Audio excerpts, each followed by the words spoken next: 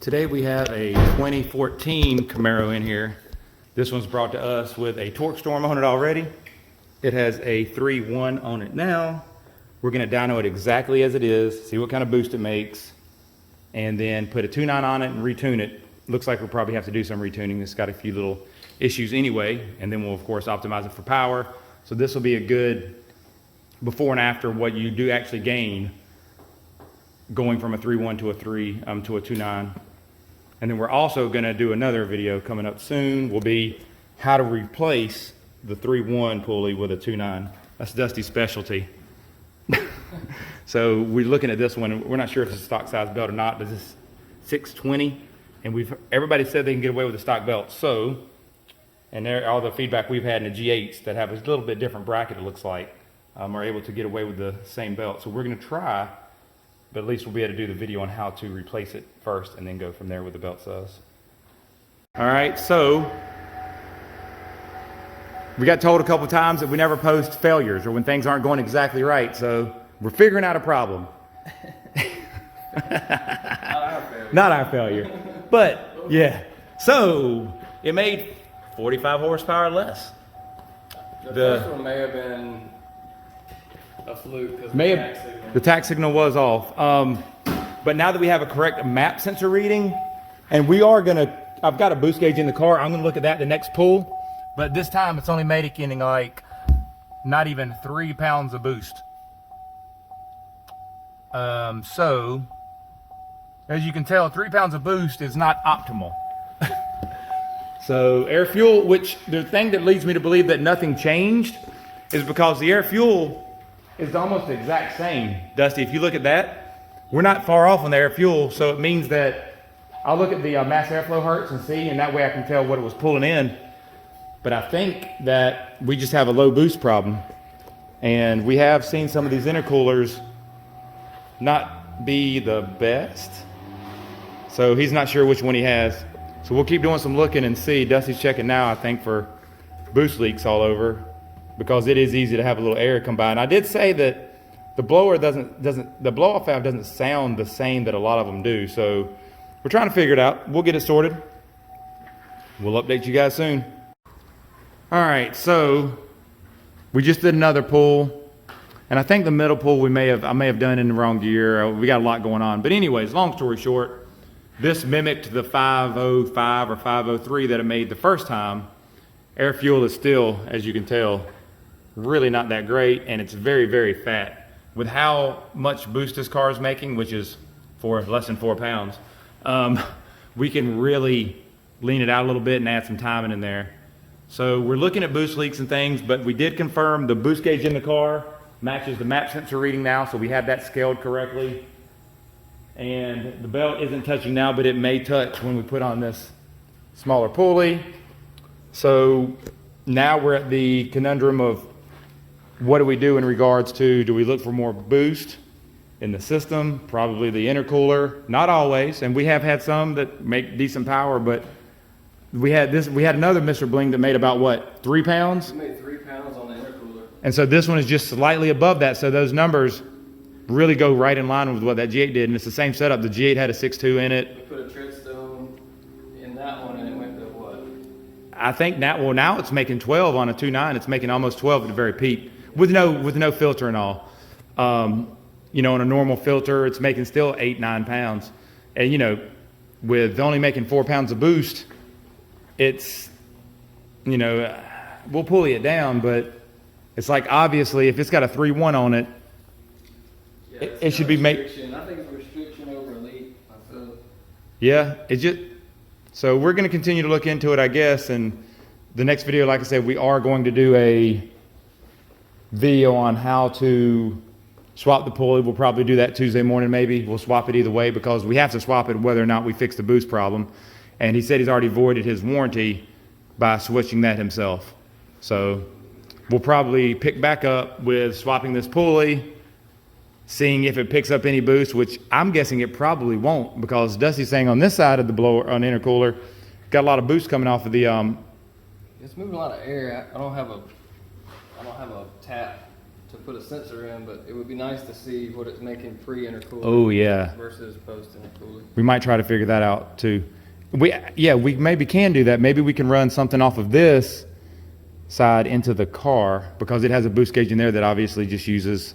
Yeah, we'll look into that as well. But yeah, we need to figure that out because it's dropping a lot of boost. And if it's making 8 on this side and obviously less than 4 on this side, that's a huge drop. And I know that he'd rather have the boost that he's supposed to have. Sure. You know, you're going to lose some through the intercooler. Oh yeah. But not that much. Yeah. I guess if there's a bright side, it does keep the IATs are real cool, but it's because it has no boost, right? I mean, at 4 pounds of boost, you could run almost NA timing, and I think it's barely worth the parasitic loss that you're getting from having to turn the blower. yeah, at this point, Not that much more than what a this is on E85 we made 480ish with cam only, and we're at 506 with this one. And it's only got a supercharger on it. Now there again, like I think we pointed out earlier, this air fuel is way rich. Even if it was making 10, 12 pounds of boost, it's still rich. So we've got a lot of room to grow in regards to the tune. We have a lot of room to grow in regards to the boost. So we'll do some thinking and see which way we're gonna go with this. But like I said, we're trying to post up some of the things we go through because, you know, any shopper, especially when you get cars that are built by someone else, we sort of have to come in and pick up the pieces and finishing them up. And not saying there's anything wrong with this build, but it obviously has some deficiencies that weren't picked up on that we're trying to find. So we'll continue to look at it and we'll follow up soon.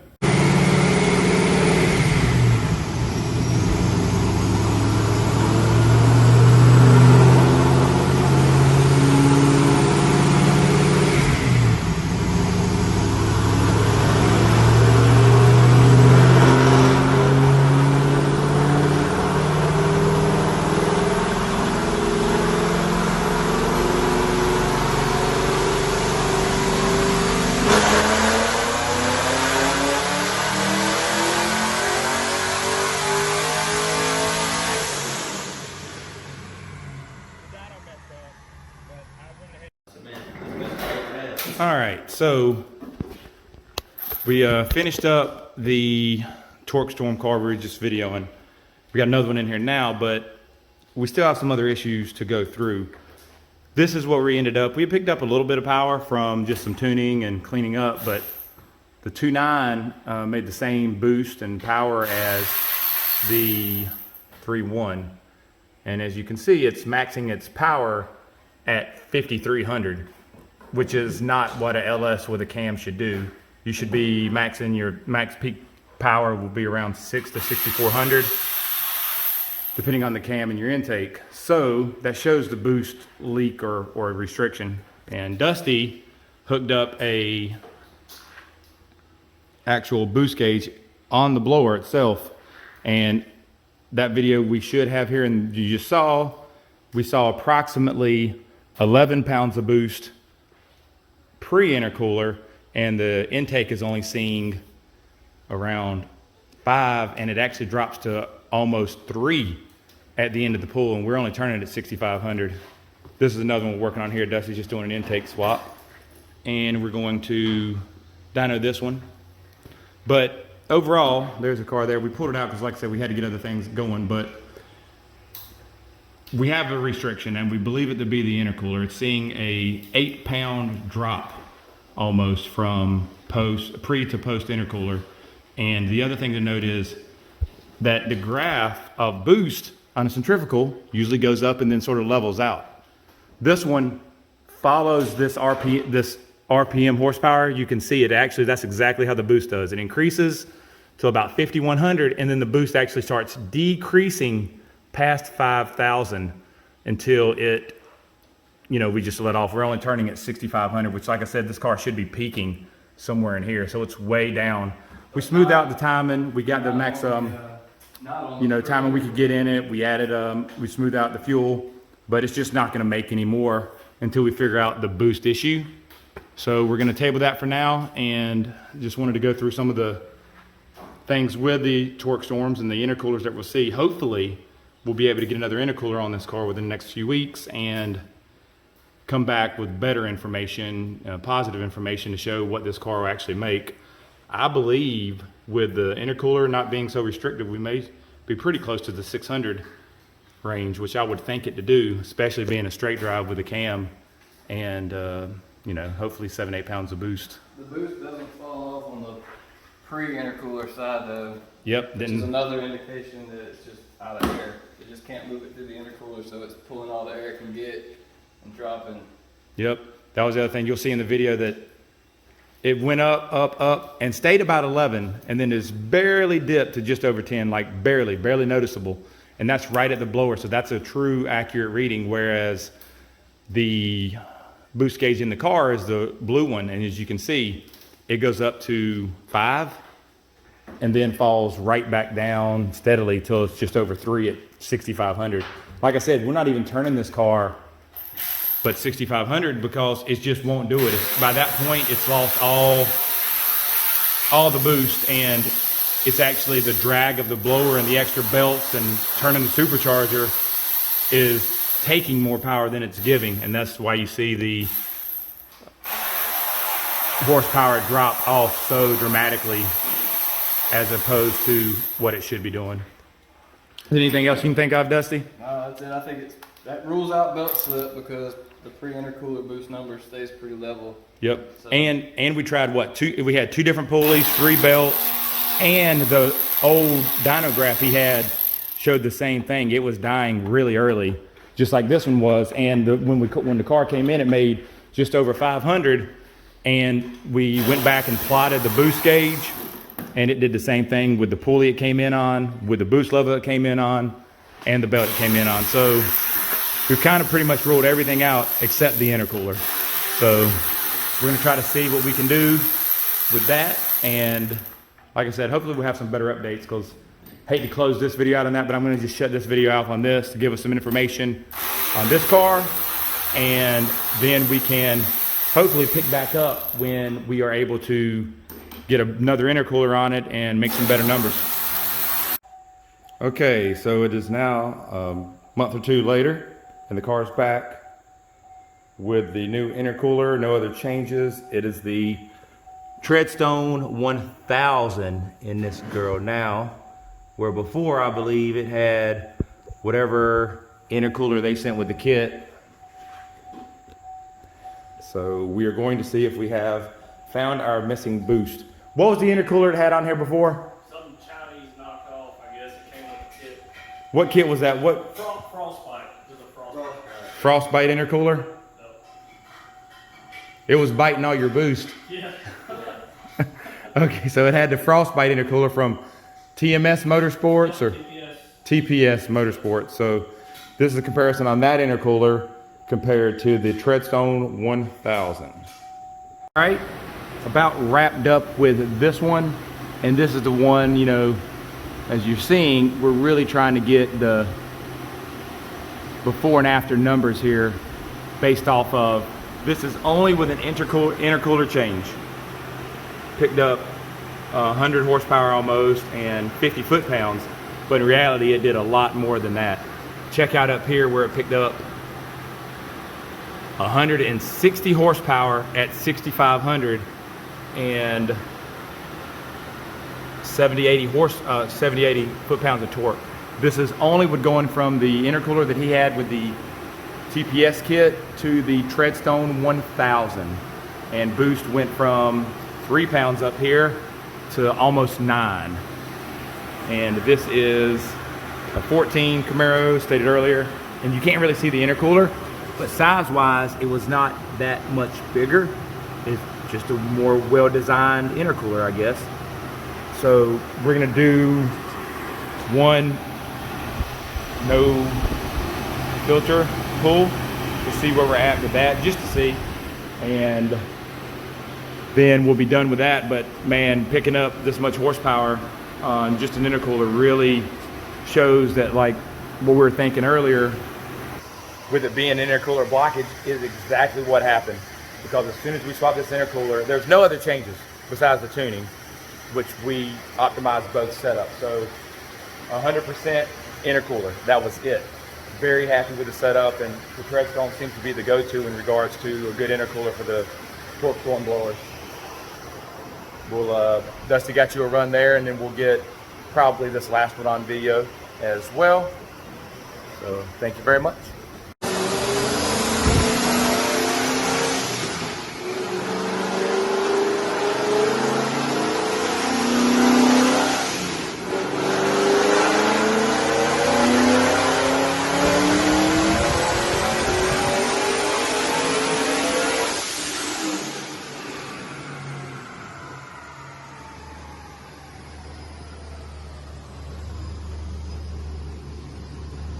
Finished up letting it cool down a little bit and peaked at 620, 582 with about the same amount of boost.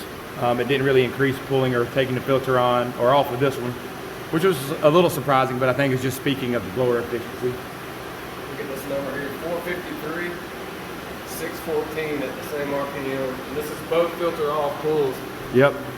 Same scenario, so it's apples to apples. The only difference being less timing now and a richer air fuel, which both of those would actually make less power. What's that, 160? Yep. 160 horsepower. And an average of 150 more everywhere in this area throughout the curve. And of course, it brought his peak. Before, you could see it was peaking at about 5250, which is when we knew we had a problem. Yeah, 5200. And now it's peaking at like 6,000 or so, and it holds it pretty steady. It's about 64, and then it starts dropping off. This is the blower just out of efficiency. But all here is just intercooler. That shows the difference. So that is the final difference.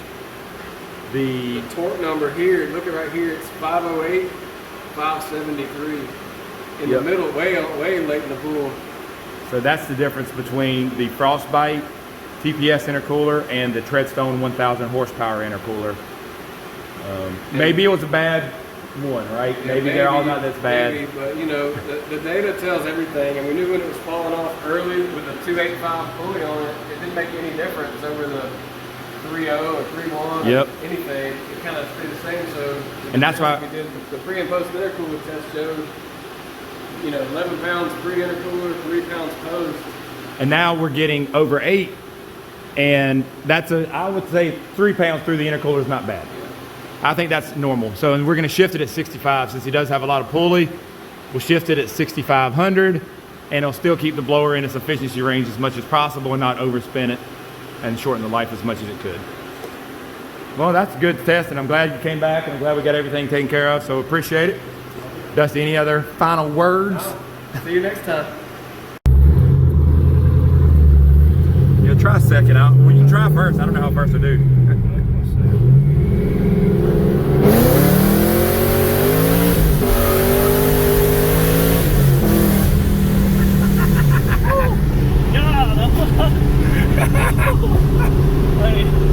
How's the total? That's a pretty good little run. Yeah. Right here. Yeah, take it right. You can go into second. It's a little here. We'll do second. We'll do one more little.